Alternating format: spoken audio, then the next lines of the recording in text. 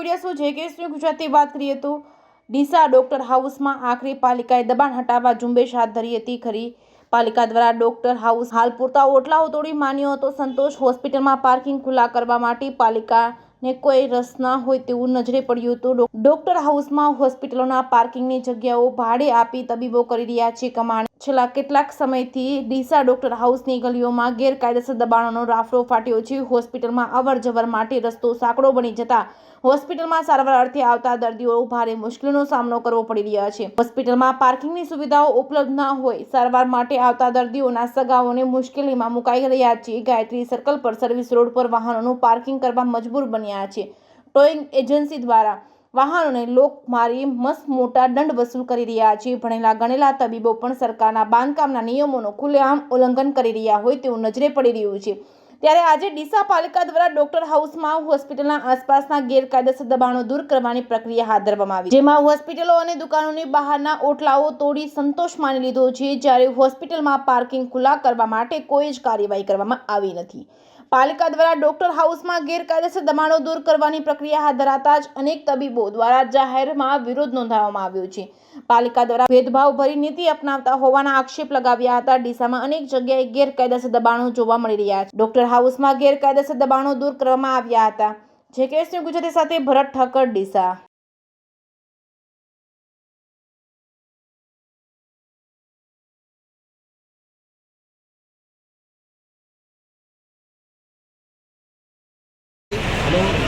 આમ જોવા જઈએ તો ડીસામાં એક જ પ્રકારના સમાચાર ચાલે છે કે ડીસાનું ડૉક્ટર હાઉસ દબાણમાં છે, ડીસાનું ડૉક્ટર હાઉસ દબાણમાં છે. હું નગરપાલિકાને, ડીસા નગરપાલિકાને અને ડીસાના ભારતીય જનતા પાર્ટીના તંત્રને એક સવાલ પૂછવા માગું છું કે આખા ડીસામાં શું માત્ર એક ડીસાનું ડૉક્ટર હાઉસ દબાણમાં છે?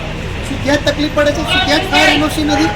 આજે જ્યારે નગરપાલિકાએ આખા ડીસામાં ભારતીય જનતા પાર્ટીના એટલા બધા નેતાઓના કોમ્પ્લેક્સ બધા દબાણમાં છે, એને લઈને કોઈ નડતું નથી, પણ પરંતુ અહીંયા ડૉક્ટર હાઉસમાં જ્યાં પેશન્ટોની અવર જવર છે ત્યાં આજે બુલડોઝરથી બધા પગથિયાને તોડવાનું કામ અને દબાણ હટાવવાનું કામ ચાલુ કર્યું.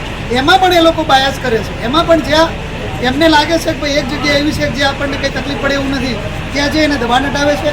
જે એમ લાગે છે કે ના અહીંયા ક્યાંક ને ક્યાંક ભારતીય જનતા પાર્ટી સાથે લોકો સંકળાયેલા છે કે એમનું એ દબાણ તોડતા નથી.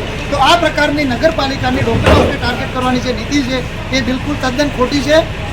અને આમાં ભારતીય જનતા પાર્ટીને જે અત્યાર સુધી ડૉક્ટર હાઉસ સપોર્ટ કરતું આવ્યું છે તો એમને પણ ખરેખર જો નિયત અને દાનત હોય તો ડૉક્ટર હાઉસના સપોર્ટમાં આવવું જોઈએ.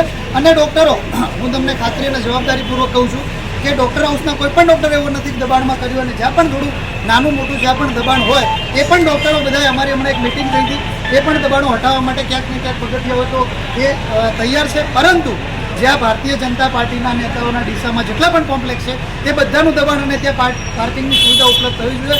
પછી ડૉક્ટર હાઉસમાં આવો, અમે સાથે રહીને તમારે બધા દબાણો હટાવશું એવી ખાતરી આપીએ છીએ. વસ્તુ ભારત માતા કી જય.